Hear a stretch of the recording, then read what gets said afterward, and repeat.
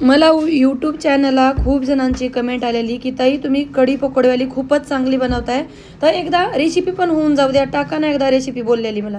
तर बघा मी सगळ्यांसाठी आणलेली आहे कढी पकोड्याची रेसिपी. त्यासाठी घेतले बघा दही आणि बेसन फेटून घेतले मिक्सी करून, आणि लांब लांब करून कांदे घेतले आणि याच्यात टाकायचे सगळे साहित्य तयार करून घेतले मी. तर इकडं मी कढई गरम केले, त्याच्यामध्ये तेल गरम करून दिले आणि छान असं मी मोहरी टाकले, मोहरी तडतडून दिले, लसण टाकले, लसण पण लाल ब्राऊन करून घ्यायची मस्त, हिरवी मिरची टाकायची आणि कढीपत्ता टाकायचं, सगळं मस्त याला मस्त कलर येऊस तर भाजायचं आणि लगेच टाकायचं नाही. हिंग टाकून झालं की लगेच बेसन आणि आपण दही फेटलेलं लगेच टाकून द्यायचं. लगेच टाकायचं मीठ आणि हळद, चवीनुसार मीठ टाकायचं. लगेच मी स्लाइस केलेले कांदे घेतले, तोवर उकळूस तर आपल्या इकडचं पण तयारी होऊन जातं पकोड्याची.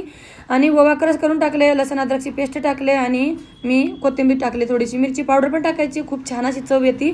आणि बेसन टाकून आपण सगळं मस्तपैकी फेटून घ्यायचं. तोपर्यंत कढई गरम करून घ्यायची, फेटूस तर आपल्याला मिक्स करूच तर ती कढई बी गरम होती.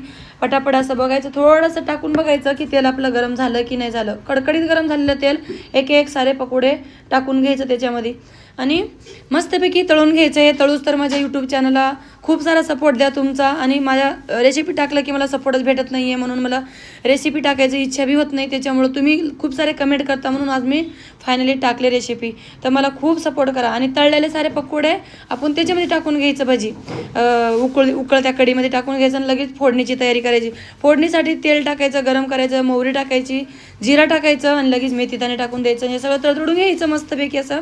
आणि मोठे मिरची टाकायचं आणि लांब लांब चिरलेले लसण टाकायचं.